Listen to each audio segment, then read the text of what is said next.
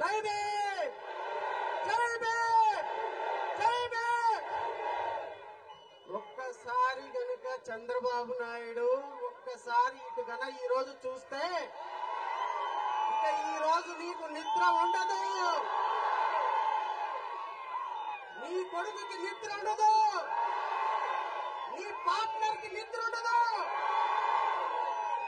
నిన్ను మోస్తున్న పవన్ కళ్యాణ్కి నిద్ర ఉండదు.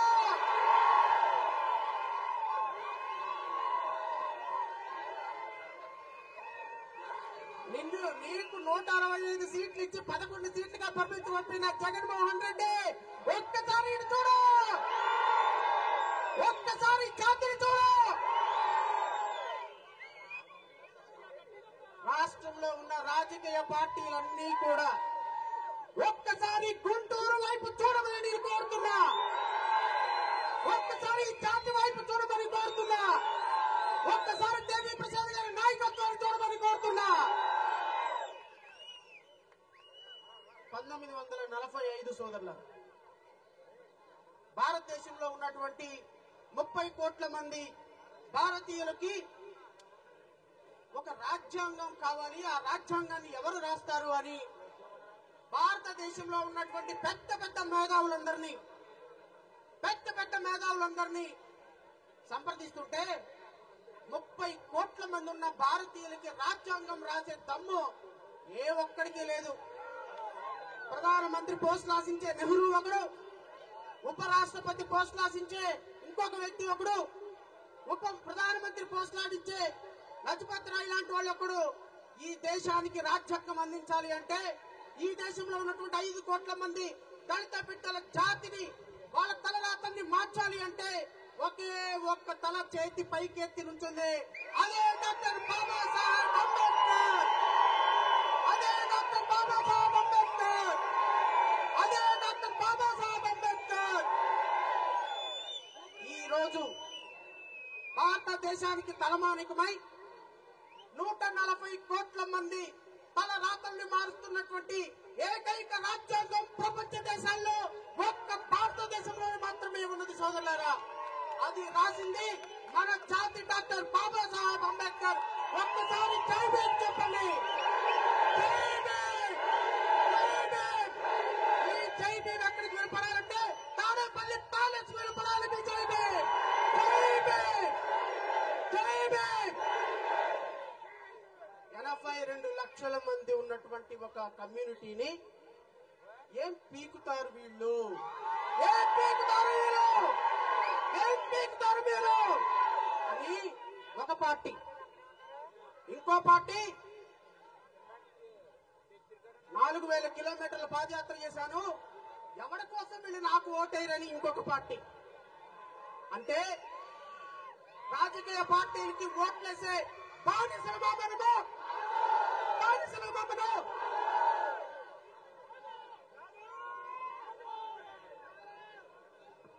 ఒక్కసారి డాక్టర్ బాబాసాహెబ్ అంబేద్కర్ అన్న మాటలు నేను ఒక్కసారి గుర్తు చేస్తాను చూడండి.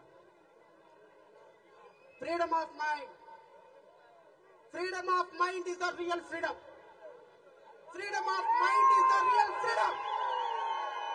అంటే స్వేచ్ఛ ఉన్నటువంటి మనిషి మాత్రమే నిజమైన మనిషి. A person whose mind is not free, though he may not be in a chains, is a slave.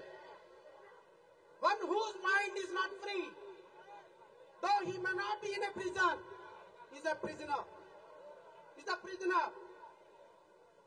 Though whose mind is not free, whose mind is not free, though he lied, he is right to die.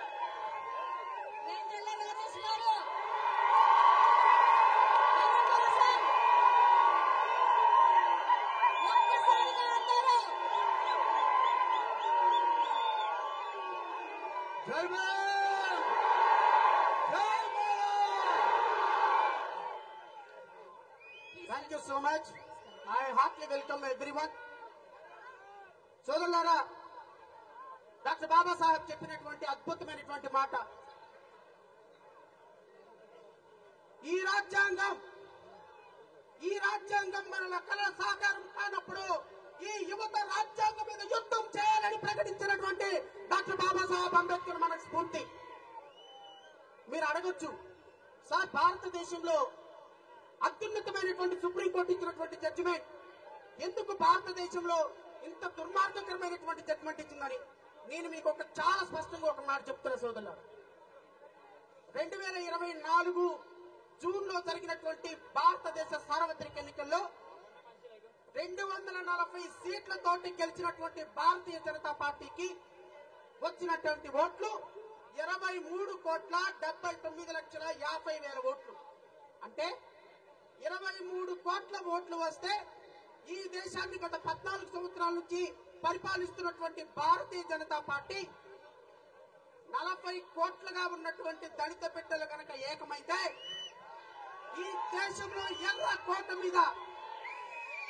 కోట మీద అంబేద్కర్ జెండా ఎగిరి తీరుతుంది అనేటువంటి ఒకే ఒక లక్ష్యంతో భారతదేశంలో ఉన్న 40 కోట్ల మంది దళిత బిడ్డల్లో ఒక సుప్రీంకోర్టు దుర్మార్గకరమైన జడ్జిమెంట్ ద్వారా ఈ దేశంలో ఉన్న 1108 షెడ్యూల్ కాస్ట్ కులాలని, భారతదేశం మొత్తంలో మనకి 1108 షెడ్యూల్ కాస్ట్ కులాలు ఉన్నాయి. 1108 కులాలని 1108 విభాగాలుగా విభజించి ఈ దేశంలో ఎప్పటికీ కూడా రాజ్యాధికారానికి రాకుండా చేసినటువంటి ఒక దుర్మార్గకరమైనటువంటి జడ్జిమెంట్ సుప్రీంకోర్టు ఇచ్చినటువంటి జడ్జిమెంట్.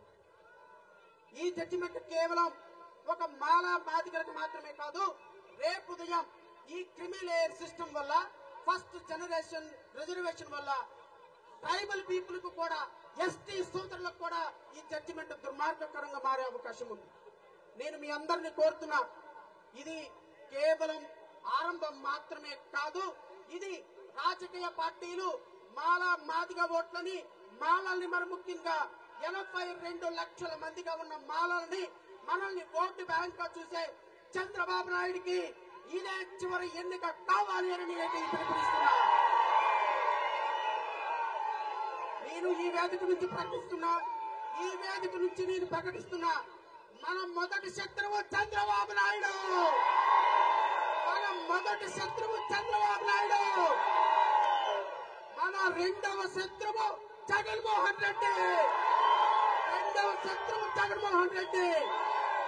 మన మూడవ శత్రువు ఎవరు? పవన్ కళ్యాణ్. మన నాలుగవ శత్రువు మోడీ.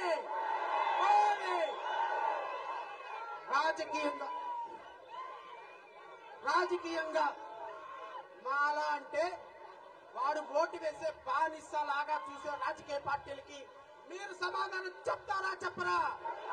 ఖచ్చితంగా. ఎందుకంటే 2024లో వర్గీకరణ చేస్తానని చెప్పిన చంద్రబాబు నాయుడు కూడా ఓటేసి 164 సీట్లతో రాజ్యాధికారంలోకి తీసుకొచ్చాం. 2027 కని 2028 కని జమిలి ఎన్నికలు రాబోతున్నాయి. చంద్రబాబు నాయుడు పార్టీని, కూటమి ప్రభుత్వాన్ని కట్టి బంగాళాఖాతంలో పడేసే బాధ్యత మీరు తీసుకుంటారని ఆశిస్తూ ఎంతో కష్టపడి ఎన్నో వ్యయ ప్రయాసాలకు వచ్చి మా సోదరులు దేవి ప్రసాద్ గారు ఒక బృహత్తరమైనటువంటి కార్యాన్ని మెడలకెత్తుకున్నారు. దేవి ప్రసాద్ గారి నాయకత్వంలో నడవటానికి అడుగడుగునా మేము సిద్ధమై ఉన్నాము అని నేను ఈ వేదిక నుంచి ప్రకటిస్తున్నా. ఖచ్చితంగా మీ అందరూ కూడా చివరిగా నేను ఒకే ఒక మాట చెప్తా. ఇందాక మూర్తి గారు చాలా అద్భుతమైన మాట చెప్పారు. ఎమ్మెల్యే పదవుల కోసం, ఎంపీ పదవుల కోసం, కమిషన్ పదవుల కోసం ఆశపడి బాబాసాహెబ్ అంబేద్కర్ గారిని తాకట్టు పెట్టొద్దు అని. నేనే కనుక బాబాసాహెబ్ అంబేద్కర్ కోర్టుతోనే ఎమ్మెల్యే అవ్వాలని అనుకున్నాను కాబట్టి ఈ రోజు ఇక్కడున్నా. Otherwise I would have been MLA or MP by this time. ఈ రోజు అసెంబ్లీలో మాట్లాడి ఉండేవాడిని. కానీ నేను ఒకటే చెప్పినా, బాబాసాహెబ్ అంబేద్కర్ స్ఫూర్తితో నేను అసెంబ్లీలోకి వస్తాను తప్ప ఏ రాజకీయ పార్టీ ద్వారా రాను రాను రాను. నేను అసెంబ్లీలోకి వెళ్ళేటప్పుడు భారత రాజ్యాంగం నా చేతిలో ఉండాలి, బాబాసాహెబ్ అంబేద్కర్ స్ఫూర్తి నా మనసులో ఉండాలి కాబట్టి చాలా మంది అన్నారు తెలుగుదేశం ఏజెంట్ శ్రవణ్ కుమార్ తెలుగుదేశం పార్టీలో చేరతాడని. చంద్రబాబు నాయుడు నువ్వు నీ టికెట్ నీ మినిస్టర్ పోస్ట్ నా కాలికోటతో సమానమని వదిలేసి ఈరోజు అంబేద్కరిజం కోసం నుంచుంటా దేవి ప్రసాద్ గారి నాయకత్వంలో పని చేస్తా. ప్రతి ఒక్కరి మనసులో అంబేద్కరిజాన్ని నిలబెట్టడం కోసం నా చివరి రక్తపు బొట్టు వరకు పోరాటం చేస్తా, ఆరాటం పడతా. నమస్కరిస్తూ నాకు ఈ అవకాశం ఇచ్చినటువంటి ప్రతి ఒక్క జేఏసీ అభ్యర్థికి చెల్లి నాగ మల్లేశ్వరి చాలా కష్టపడుతుంది, అన్వరపు కిషోర్ కష్టపడుతున్నారు, అందరూ ఉన్నారు. మీ అందరూ ఒక వేదిక మీదకి రావాలి. ఇది మన భావి తరాల కోసం పోరాటం. సోదరులారా, ఒకరోజు దయచేసి ఒక్క నిమిషం, ఒకరోజు నీ కొడుకు వచ్చి నానా అమ్మా ఒక్క నిమిషం ఒకరోజు నీ కొడుకు వచ్చి నానా రిజర్వేషన్ లేవంట, నీకు ఉద్యోగం వచ్చిందంటే నా ఉద్యోగం పోయిందని చెప్తే ఆ కళ్ళల్లో బాధ నాకు తెలుసు. మన భావి తరాల కోసం మనం పనిచేయాలి. అంబేద్కర్ తన బిడ్డలను చంపించుకొని ఈ రోజు ఎంతో మందికి రిజర్వేషన్లు ఇచ్చినటువంటి రాజ్యాంగ ఫలాలని మన భావి తరాలకు అందించాలంటే నువ్వు సమితిగా మారాలి, పార్టీలను బంగాళాఖాతంలో వదిలేయాలని మనస్ఫూర్తిగా కోరుకుంటూ నాకు ఈ అవకాశం ఇచ్చిన మీ అందరికీ కూడా హృదయపూర్వక నమస్కారాలు తెలియజేస్తూ జై భీమ్.